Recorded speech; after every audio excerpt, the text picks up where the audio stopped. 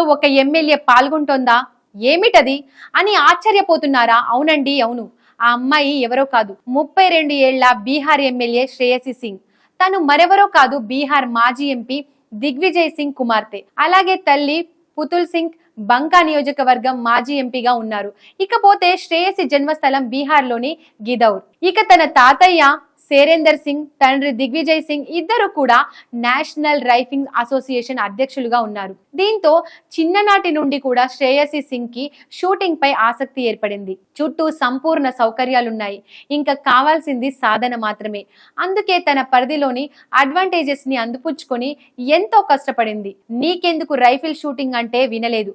తన కెరీర్ ఇక్కడే ఉందని డిసైడ్ అయ్యింది. అలాగని చదువుని పక్కన పెట్టలేదు. ఢిల్లీలోనే హన్స్ రాజ్ కాలేజీ నుండి ఆర్ట్స్ లో పట్టభద్రురాలైంది.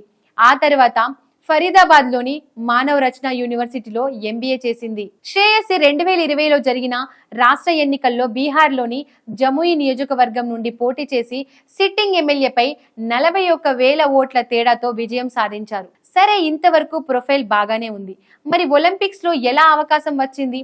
పొలిటికల్ రికమెండేషన్ వల్ల వచ్చిందని అంటున్నారా? అదేం కాదండి. తను మొదటి నుండి రైఫిల్ షూటింగ్ లో శిక్షణ తీసుకుందని అనుకున్నాం కదా. 2014లో గ్లాస్కోలో జరిగిన కామన్వెల్త్ గేమ్స్ లో రజత పతకాన్ని, 2018లో గోల్డ్ కోస్ట్ లో జరిగిన పోటీల్లో బంగారు పతకాన్ని సాధించారు. ఈ క్రమంలో అర్జున అవార్డు కూడా అందుకున్నారు.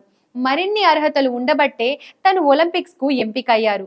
అయితే తను ఎన్నికైన జముల్ నియోజకవర్గం నుండి ఢిల్లీకి 1217 కిలోమీటర్ల దూరం ఉంది.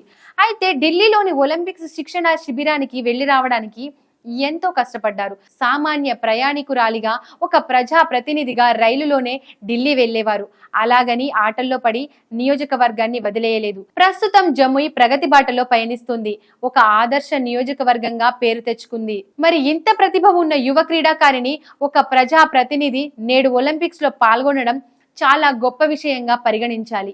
అన్నింటా విజయ పతాకం ఎగురవేసి శ్రేయసి సింగ్ ఒలింపిక్స్ లో కూడా పతకం సాధించి దేశానికి పేరు తీసుకురావాలని కోరుకుందాం. ఆల్ ది బెస్ట్ చెప్దాం.